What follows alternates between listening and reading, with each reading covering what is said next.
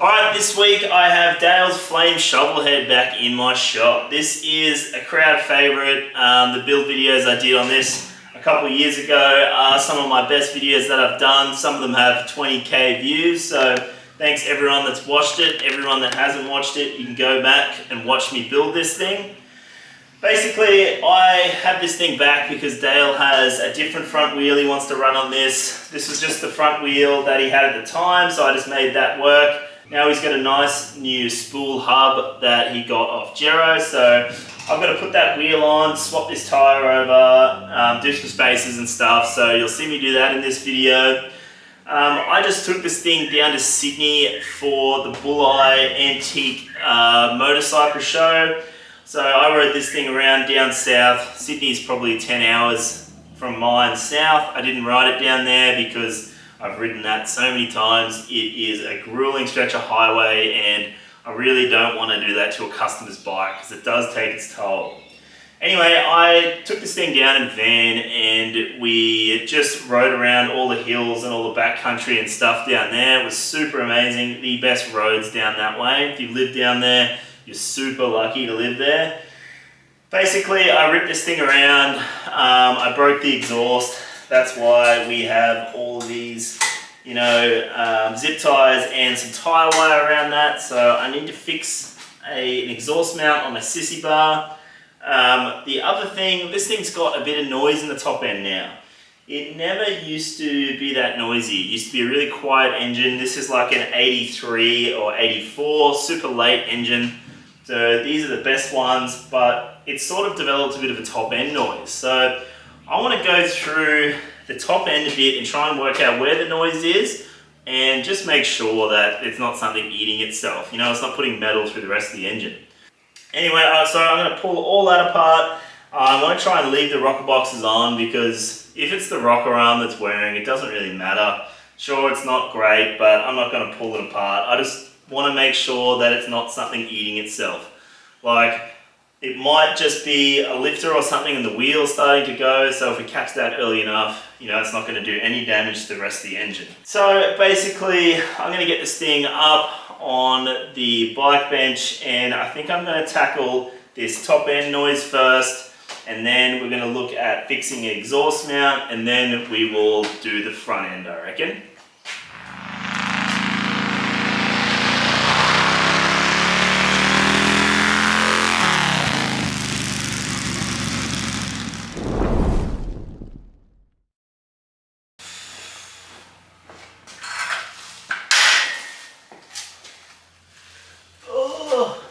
Let's put this thing up. As you can see, I have freaking bikes everywhere at the moment. Really need to get some stuff out. So,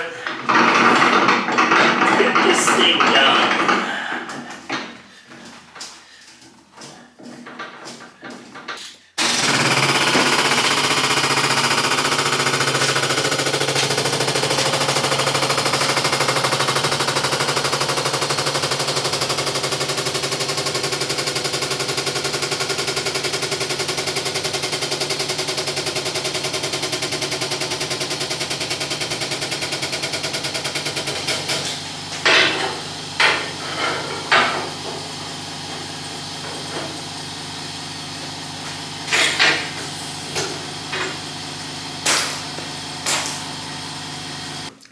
Alright, so as I mentioned in the intro, when I first put this bike together, this was a super silent engine. It was super, super quiet and it's developed sort of a top end noise now. It's got sort of a tappet noise to it. So I just want to make sure it's not killing itself. I want to make sure the lift is not falling apart. The push rods are out of, adjustment or something like that. So what we're going to start with first is checking the push rod adjustment. So bad push rod adjustment or not adjusted correctly will result in a lot of top end noise because every single time that lifter is getting pushed up by the lobe of the cam, if there's play in your push rod, it's going to make a noise every time the lift is hitting the push rod or the push rod's hitting the, your rocker arm or something.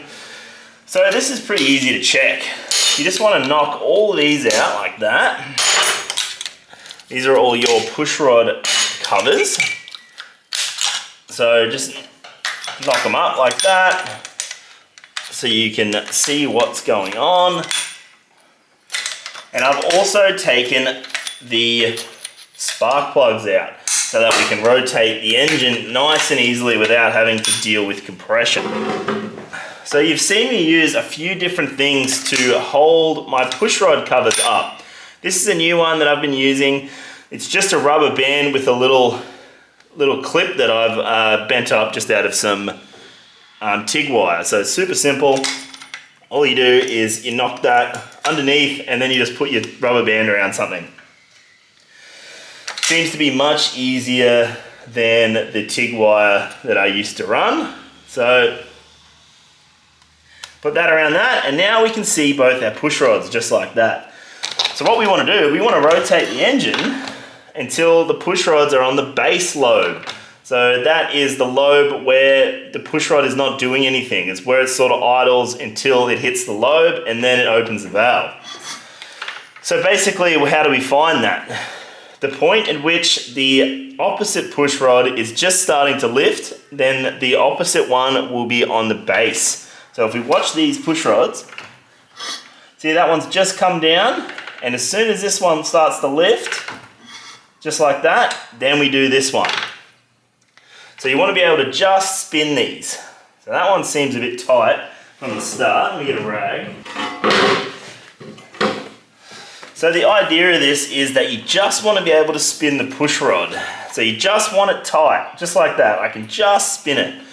And the idea of that is the engine grows when it gets hot. So if you do this tight now, when the engine grows, it'll be nice and loose and it won't do any wearing when it's in its running temperature. So that one just spins. So let's check the other one. When this one just starts to go and this one's seated again, just like that, see, just spins. So these two are all right. Let's do the other two. So maybe you have a pretty loud engine at home that you are trying to diagnose. This is how you would go about it. So same deal, when one stopped moving, see that? That moves nicely. Check the other one. When this one starts to lift, just like that, that one is really loose. So there could be a few reasons why this thing comes out of adjustment. One of them being that it's a pretty fresh engine and everything is still compressing and growing and all your gaskets are still doing all the stuff they like to do. And the other reason is something's letting go. If you've got maybe a lifter where the wheel's pretty buggered up and it's got some play in it, you will get weird adjustments all over the shop like that. So just to clarify, this is only for your solid push rods. I said that I thought these were hydraulic, but they're not. They are a solid push rod, solid lifter, sorry. So in your hydraulic setups, you would have to turn it over exactly the same as we are now, but then you would have to let the lifter bleed down for 10 or so minutes, and then you'll be able to spin it.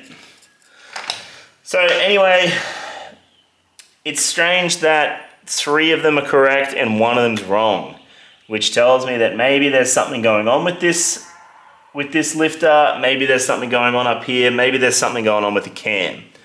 So what we're going to do now, we're going to pull all our push rods out, and then we're going to pull our lifter blocks out, check our lifters, and when the lifter blocks are out, we can look inside our little chest here without taking it apart. We can look in the chest and see what the cam's up to. All right, so I pulled all of the push rods out and I've put them in line so that they go back in exactly the same spot they were. Some of these push rods are, all different lengths. Usually on like a special set, you'll have like your rear exhaust is one length, your front exhaust is another length, and then your 2 intakes are the same length. Usually this guy here, your front exhaust is the longest, second longest, and then these 2 are the shortest. It's literally just what is the furthest away. It's pretty easy to work out if you mix them up. Furthest, next furthest, shortest. So the other thing I did, I took off these little guys. So this is the first engine I've worked on that actually has these. These are like a skirt oiler. So there's a little a little pipe that comes out of the side of your lifter block and then goes around, just like that, and goes around and then oils both your skirts. So this must have been something they did in the later years, because all the early ones don't have that. So that's pretty cool. I need to fix I need to put new pipe on them because they're all leaking, which is not ideal. So the other thing I did, I undid all of my lifter bolts here. These are all double hex. So they're a quarter double hex. So you need to have a special little socket for that, which is super easy. The other thing we want to do, we want to make sure, so the lifter blocks will only go one way around. You can't mix that up, but we want to make sure the lifters stay in the holes they came from, because they've worn themselves a little home there. That's where they want to stay. So just keep them where they are. You just have a little mallet to knock these loose. They're always a bit stubborn. So let's start with our front lifters. So basically what we want to check, we just want to make sure this wheel is not moving. So you just grab your little wheel, move him around, he feels all right. We'll just do an initial one. That wheel sort of feels all right. But we'll come and do some more checks on that in a sec. We'll just put this to the side, making sure the lifters stay in the correct holes. This guy's still a bit stubborn. Come on, mate.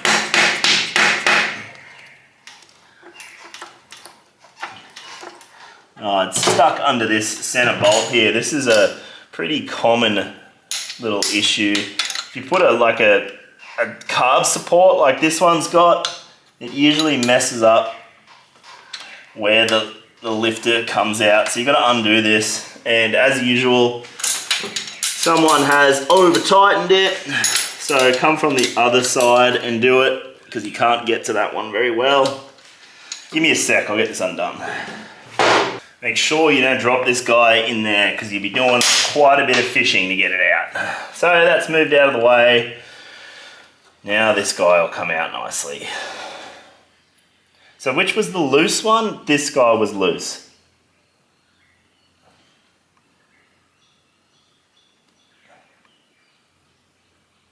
Seems all right.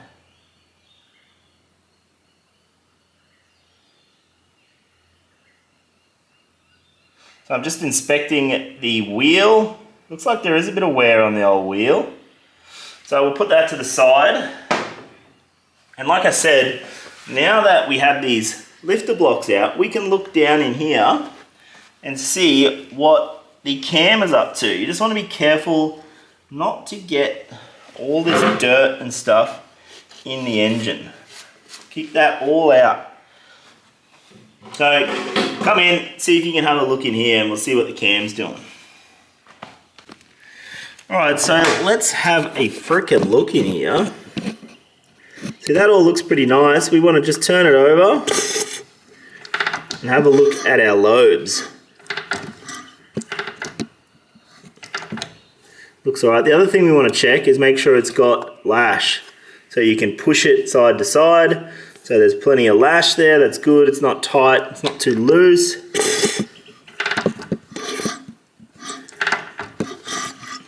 It all looks pretty good. So now that that all looks pretty alright, let's get these up to the bench and have a closer look at them. Alright, so I've got myself a rag down here. I just want to have a closer look at these lifters. Now, I had someone winch to me when I put the heads together. I didn't have a rag down on the table. So if you're that pelican and you're still watching my content, why don't you ride your bike into a tree? Anyway, let's have a look at these lifters. So remember, I want to keep these lifters in the same holes. So we put them apart like this. And when we take them out, just take them out and put them here. And then put them in line so that we know where the hell they're going to go. Just like that. So, where do we start having a look at these? For starters, we want to make sure this flat, see how she has this flat here? We want to make sure they're all facing each other. So, yep, facing each other, yep, facing each other. So they're all facing each other. Now this doesn't really matter with a solid lifter, but this really matters with a hydraulic lifter. If you don't have these facing each other, they won't bleed up and they won't work properly. So pretty useless spending all that money on it. So basically the other thing these do, they'll come apart. Oh, they're probably pressed together. Yeah, they're all like that. So sometimes these buckets will come away from this top bit, so you can just replace the buckets. And the other thing you want to look at, see these buckets have a few scores on them, which is not the end of the world. These are gyms already, so someone's put lifters in this thing. Tells me that the thing's probably got a cam in it too. Usually you do one with the other, but there is a little bit of scoring, but nothing crazy. Yeah, nothing you'd be upset about. I don't think you'd bother replacing these. These are super expensive, so only replace these if you really have to. So let's go through and just get a rag here. Let's go through and just clean these up and check these wheels a little bit better.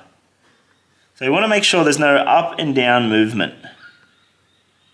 So no up and down movement, and we want to make sure there's no material coming off our wheel. No, all looks nice. Bit of side to side, never killed anyone. Just want to make sure your wheel's not moving too. Your wheels should be pressed in there, so make sure they don't spin.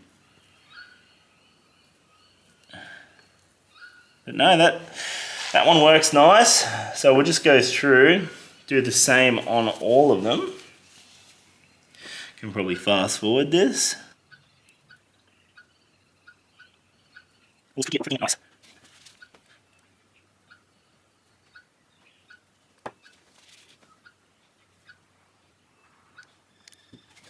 Alright, so all them look pretty nice. I'm just going to go over to my little parts washer and give these lifter blocks a good clean so we can have a nice look inside the bores of these things.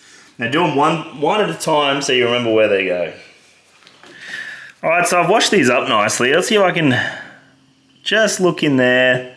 You might not be able to see it very well on the camera, but there is still hone marks inside these lifter blocks. So this thing, it really doesn't have much work. I mean, Dale's a freaking plumber that lives on the sunny coast. He really only has this bike so that he looks cool. So he never really rides the thing. It's more of a, I don't know what you'd call it, a fashion accessory, I suppose. So that looks super nice. I'm going to put this stuff back together now with some assembly lube, and then I'm going to sit this to the side because obviously our issue doesn't lie here. There's one other place that I want to look at, which I already know the issue is. So once I put these back together, I'll show you where the noise lies for this top end.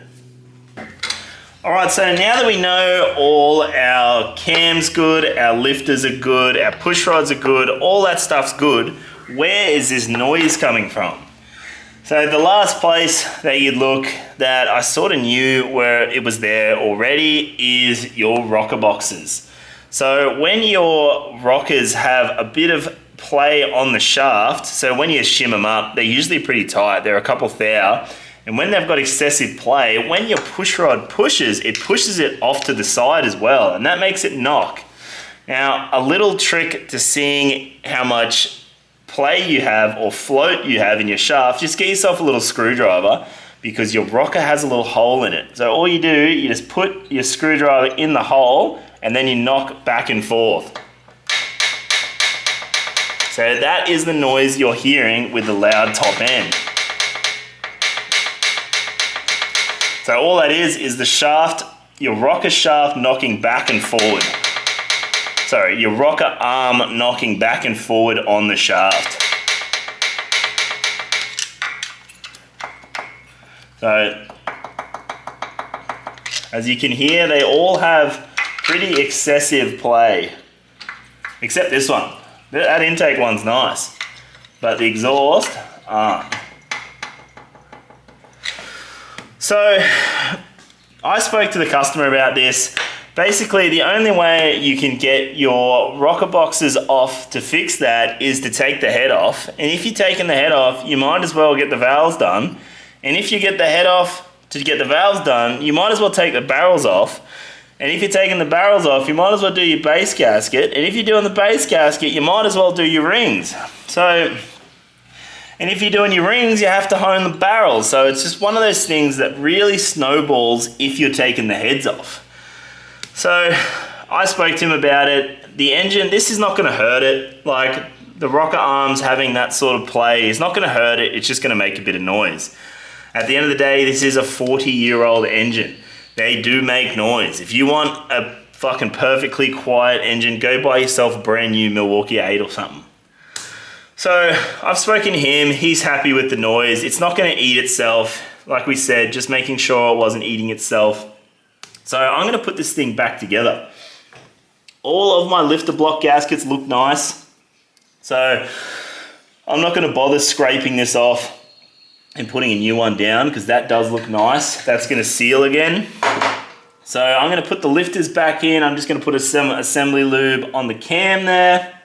Put the lifters back in. I'm going to assemble some new ones of these. So these are our skirt oilers. These were leaking a bit or weeping. So I'm going to replace them while we're here just to make it a bit nicer. And then I'm just going to slap the rest of this engine back together.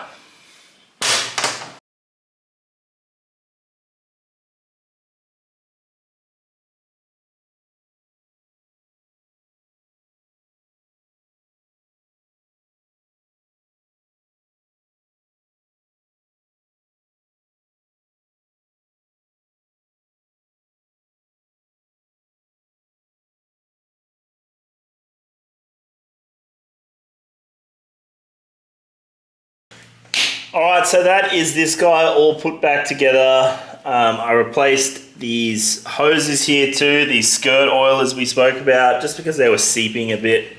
So I replaced them. I put some, you probably saw that I put some thread sealant on these bolts. And the reason for that is these bolts go all the way through to your cam chest area. So if these threads are leaking, you will get oil seep through these bolts too. So I always put a little bit of thread sealer on them just to make sure it doesn't leak. But yeah, did all the push rod adjustments, all that all looked nice. So I'm sure it'll still make a bit of top end noise, but at least we know that it's in the boxes here and it's not something eating itself alive in the chest area here. So basically that's all I had to do on this engine. Now all I have to do is fix the sissy bar mount and do this front wheel. So I'll just go to fix the sissy bar mount. You probably don't need to see that. And then let's get on to putting this new wheel on. All right, let's have a look what we are working with this front wheel that Dale has bought. Get this out of the way. Alright, so basically the front wheel that was on his bike is like a sort of a later model, sort of a sporty, sort of a hub front wheel. Obviously it's got a hub that is twin flange, so it's for like a twin disc front end. So we want to go to a spool because obviously we're not running a brake on the front. So Dale just wants to upgrade his front wheel. Well, basically downgrading it because he's taking the front brakes off it. But this wheel looks pretty sweet.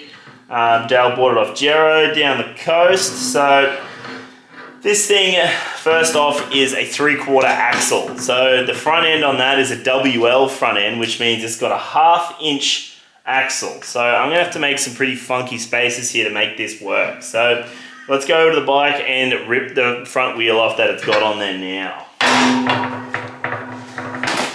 Alright, so I have Dale's front end here. I've got it obviously off the ground. So this is what I was talking about. This has like a dual flange front wheel. So it's obviously meant to have, you know, 2 disc brakes on the front here, but obviously it doesn't run that, so it looks a bit dicky. So I'll show you what I mean by a 1/2 inch axle.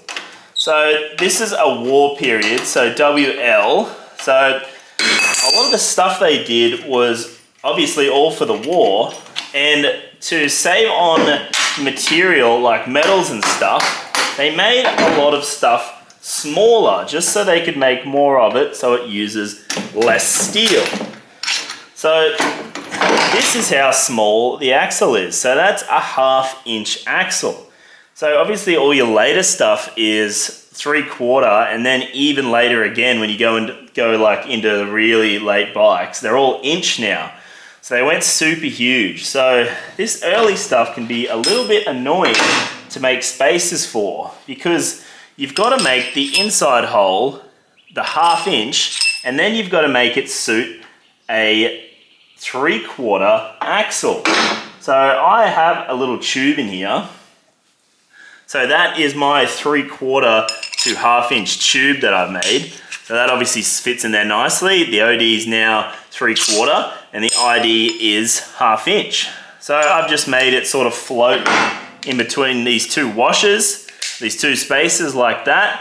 And the reason for that is on this wheel I have these seals. So this guy has to seal on the seal like that.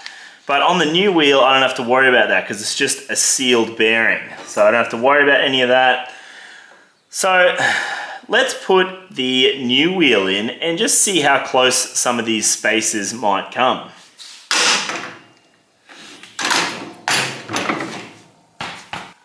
All right, so here is our new wheel. Oh God, look at that. I need to tighten Dale's front end a bit. That is quite wobbly. Anyway, I'll worry about that later. So my little spacer here will go through this wheel beautifully, I may add.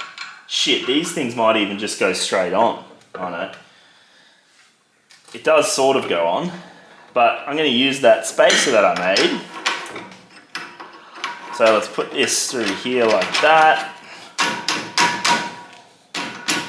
Oh, that's the wrong way. Idiot. Goes through this way.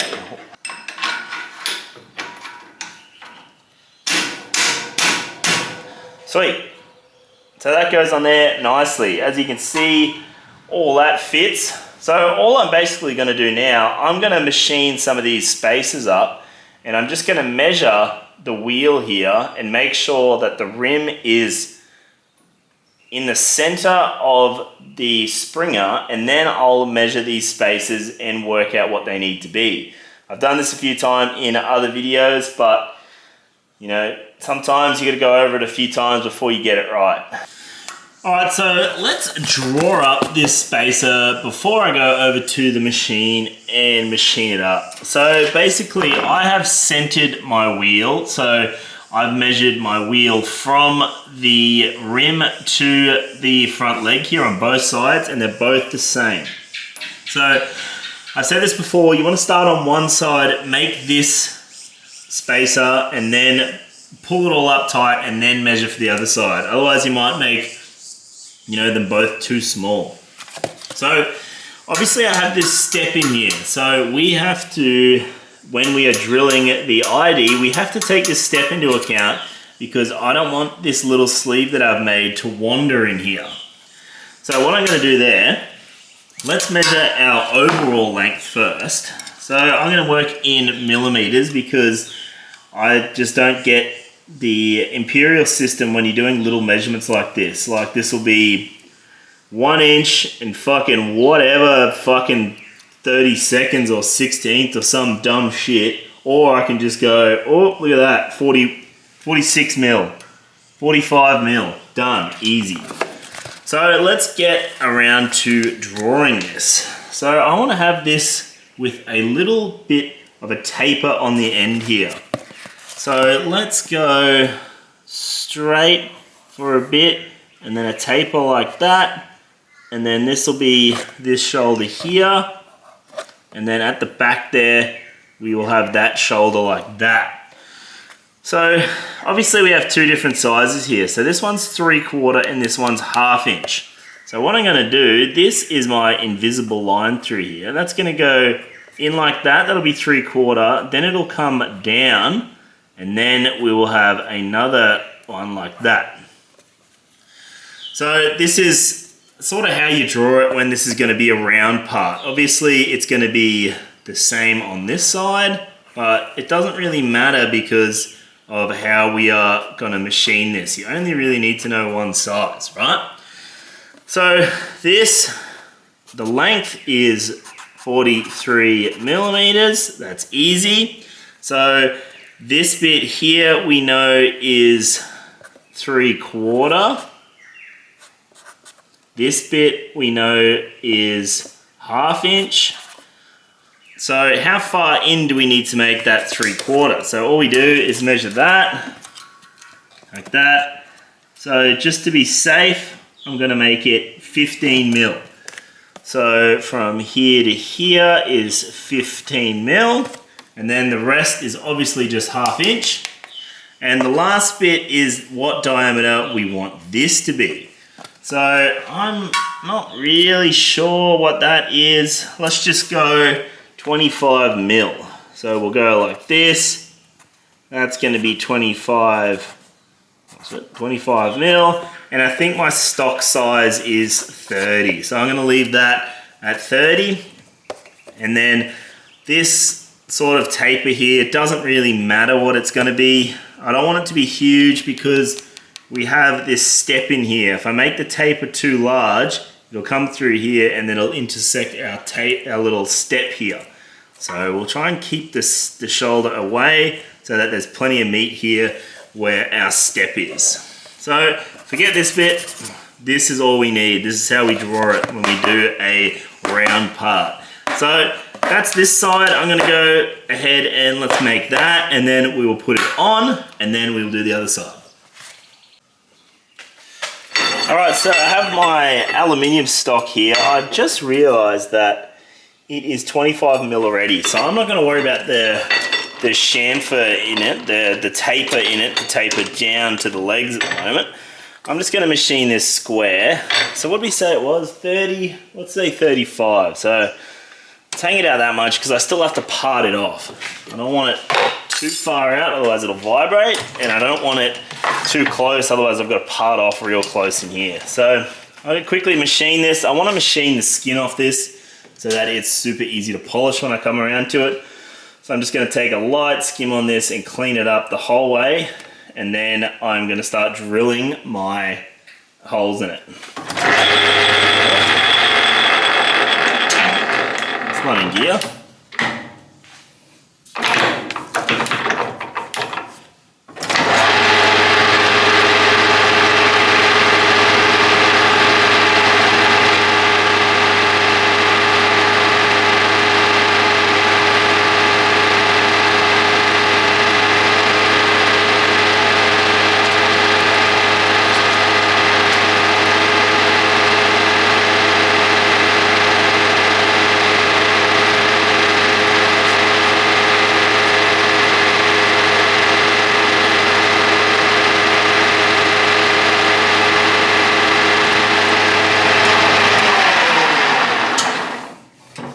Alright, as you can see, that's cleaned up quite nicely. I'll fix this end bit up with a bit of emery when I get to it, but for the time being, let's put this hole in it, eh?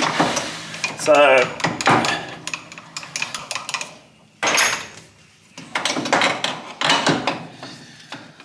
I put my drill chuck in there like that.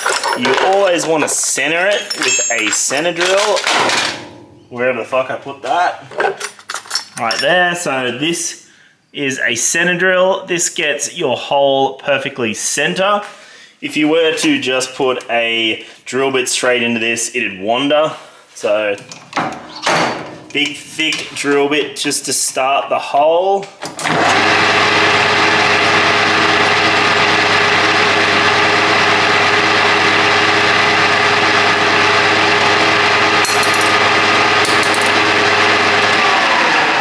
So that's that. That's our little drill bit, and then we want to go 1/2 inch the whole way through. So let me find my 1/2 inch drill.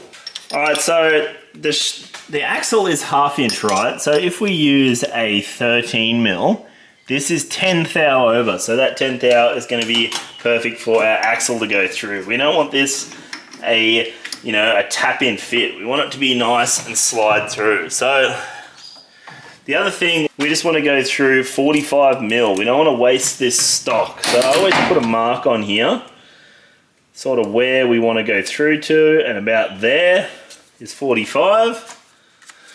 That way we're not putting a hole into our stock and wasting it. So let's see what this does.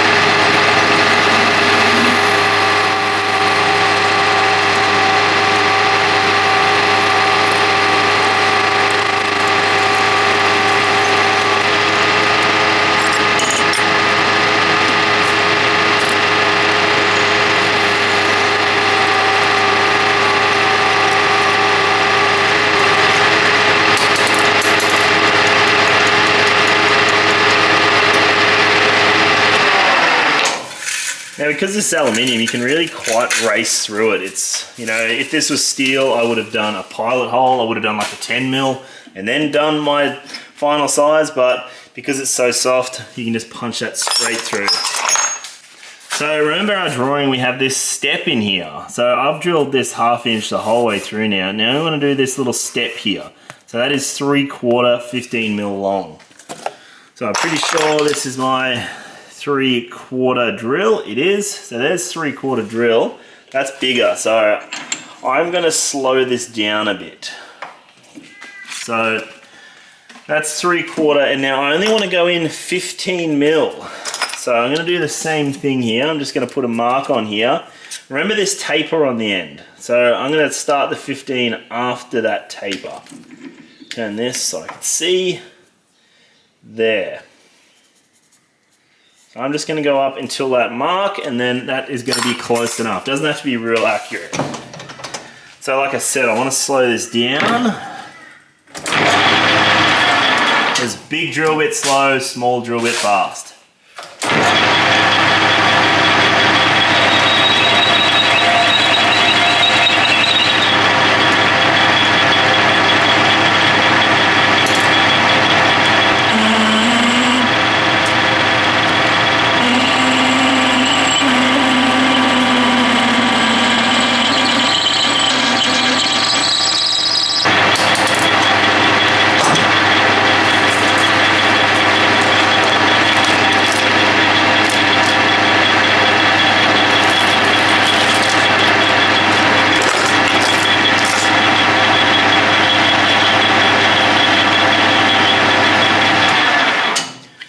So I just took the burrs off with my deburrer and a file. So deburrer does the ID, file obviously, see ya, does the OD. So that is that. I'm just going to go through and give it a linish now so we can make this fast again.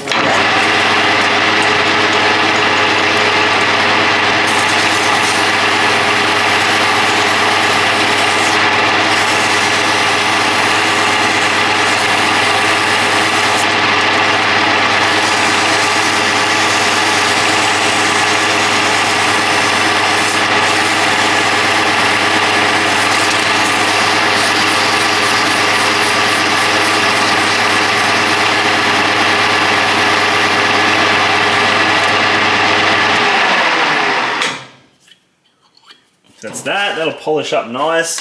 So the last thing, we don't need that anymore. All we need is this 43 mil here. So we get our humble parting off tool here.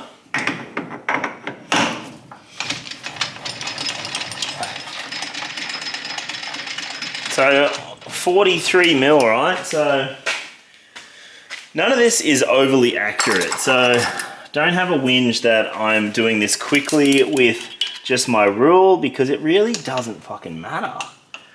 So 1, 2, 3. I want to face it off. So I want to turn this around and then face off the other side. So I'm going to give that a little bit of extra.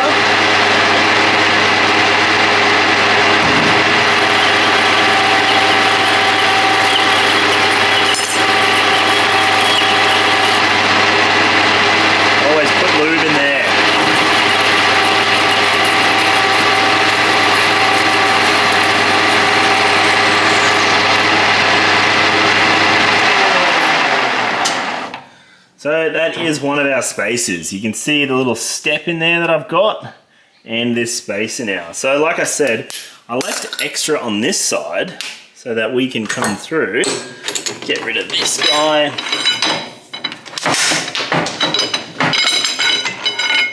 So we can come through, we can put this back in here around this way now, and then change our tools back.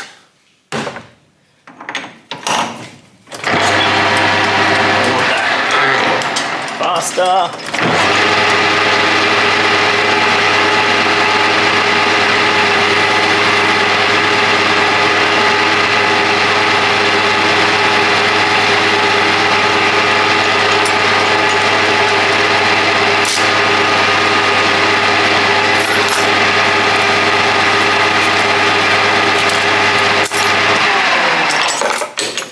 Right, so that is it. Let's go try it out.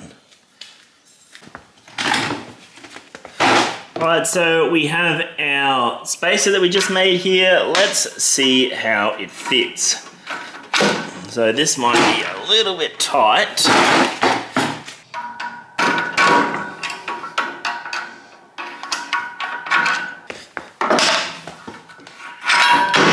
So you can see my little spacer stays in the wheel like that, and then this guy slides over like that, and then we pick this back up, put it freaking through, just like that. Looks pretty good actually, just that nice and straight like that. So now that we have that in, let's go over the other side and then measure the other side up quickly. Alright, so we're on the other side now. Let's have a look what we're working with. So now that is on sort of that 45, 46 mark. This doesn't really matter because see how that moves like that? You'd rather it a little bit larger than bending the spring in like that. So I'm going to go with the 46, I think. 46 overall, yep. Let's go back to our little drawing here. Let's change this to a 6, so 46 long. What's our 15 this time? That's more like 25, so I'll just change that to a 2. 25, 45 overall. The rest is obviously just 1/2 inch. So that's all we need. Let's go make this thing. I'm just gonna do it quickly because you've already seen how to do it, and then we'll slap it on. All right, so just like that, I have made the other side here. So let's see how this thing fits, eh?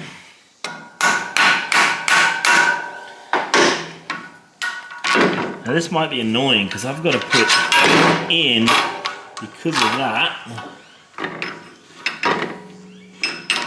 going to be a little bit wider like we spoke about. It's all right. Just like that. So I have a washer, springy, because you never want this guy to come loose, and then that guy.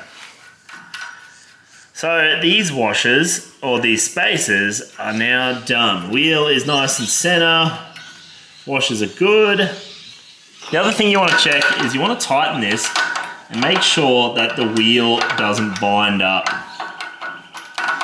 If the wheel binds up, that means that your spacer in between the bearings is no good. That's tight, see the wheel's still spinning. So the spacer in between these bearings, so I've got a bearing on this side and that side, in between there's a spacer. So if there's no spacer in between, when you put this axial load on these bearings, they will bind up. So it spins nicely with nice and tight. So that is our spacers done. The only problem is obviously this wheel does not have a tire on it. So I've got to take the old wheel, take the tire off it and put it on this wheel. But I'm going to let Dale do that because he's a lazy plumber and he does fuck all anyway for this bike. I've got to do it all. So I'm going to put the other wheel back on, and that's pretty well it for this bike. Alright, so that's pretty well it for this thing. Just fixed up some wiring. He had some really dodgy headlight wiring because he tried to put a new headlight on. Wiring was terrible, so I fixed that. I also put a little oil pressure light on this thing. Not sure if you can see this little flashing red light here. Just because Dale rides this thing like it's stolen, so I wanted to make sure that he knows when it's got no oil pressure so he doesn't keep flogging it. Anyway, this thing is good to go back to Dale now. We have a ride in a few weeks, I think it is now, 6 weeks or something. So this thing's all ready for that, ready to go. So on the next episode, I'm going to show you the differences between a static time and a dynamic time. I'm just going to check the timing on this thing, make sure it's right. It seems to be right, it rides fine, but if we can advance the timing a bit and make it faster, why not? So next episode will be the difference between a static and a dynamic timing and how we do both of them. So see you on that one.